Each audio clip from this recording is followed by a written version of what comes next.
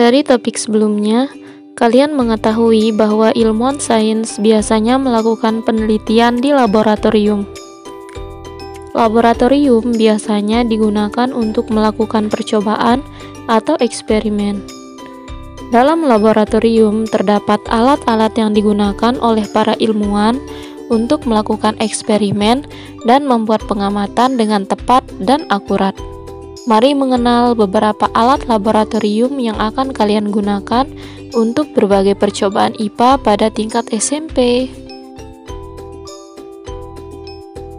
Tabung reaksi terbuat dari gelas dan dapat dipanaskan. Digunakan untuk mereaksikan zat. Rak tabung reaksi terbuat dari kayu maupun plastik yang digunakan untuk menahan posisi tabung reaksi. Labu Erlenmeyer digunakan untuk mencampur atau menyimpan bahan kimia berbentuk cairan, juga terkadang digunakan untuk memanaskan larutan. Gelas piala biasanya memiliki beragam ukuran, misalnya 50 ml, 100 ml, dan 500 ml. Jenis gelas kimia ini digunakan sebagai wadah larutan dan untuk memanaskan larutan. Corong digunakan untuk menuangkan cairan dari satu tempat ke tempat lainnya tanpa terjadi tumpahan. Cawan porselin terbuat dari porselin yang digunakan untuk menguapkan larutan dengan pemanasan. Buret berfungsi untuk menuangkan cairan dengan jumlah tertentu. Gelas ukur digunakan untuk mengukur cairan dengan jumlah tertentu dan menuangkannya pada wadah lainnya. Statip digunakan untuk menahan alat gelas, biasanya berupa labu alas bulat atau tabung reaksi pada posisi tertentu. Kaki tiga digunakan untuk menyokong alat gelas ketika dipanaskan.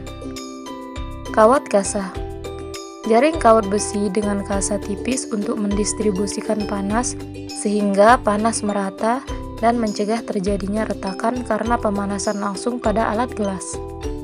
Alu dan mortar berfungsi untuk menumbuk padatan agar menjadi bubuk. Neraca digital berfungsi untuk menimbang bahan.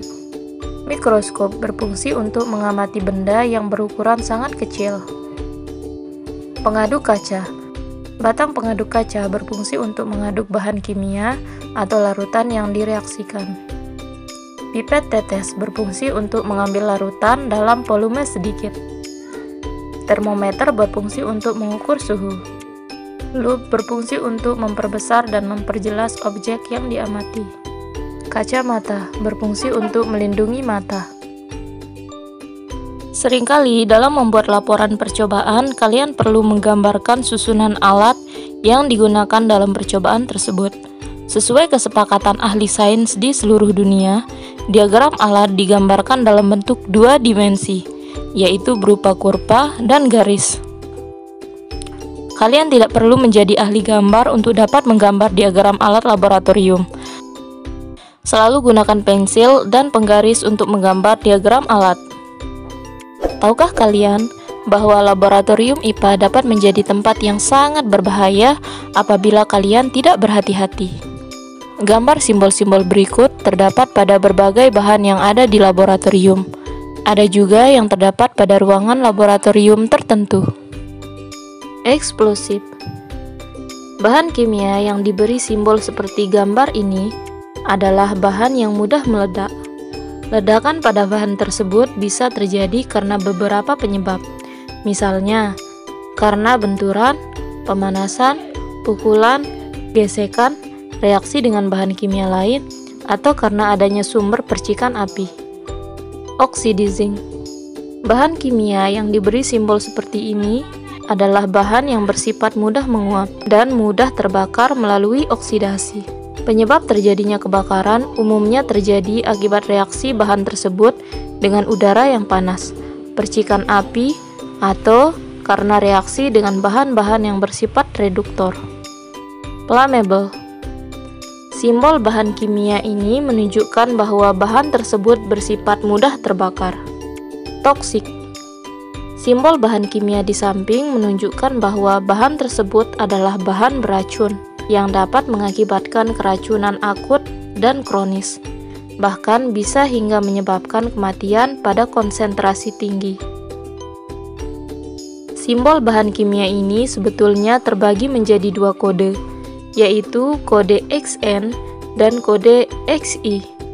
Kode XN menunjukkan adanya resiko kesehatan jika bahan masuk melalui pernapasan, melalui mulut, dan melalui kontak kulit.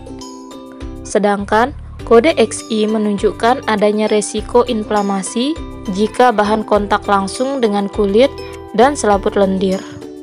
Korosif. Simbol ini menunjukkan bahwa bahan tersebut bersifat korosif dan dapat merusak jaringan hidup.